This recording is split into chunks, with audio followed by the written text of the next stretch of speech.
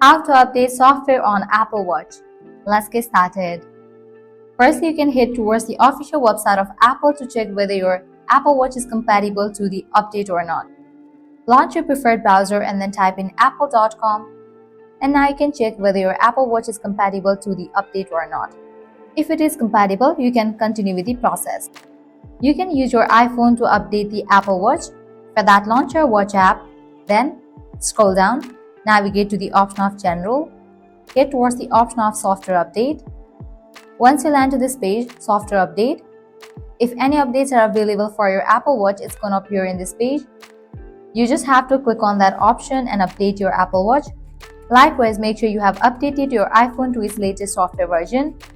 Now heading towards your Apple Watch, go to the settings, navigate to the option of General, head towards the option Software Update.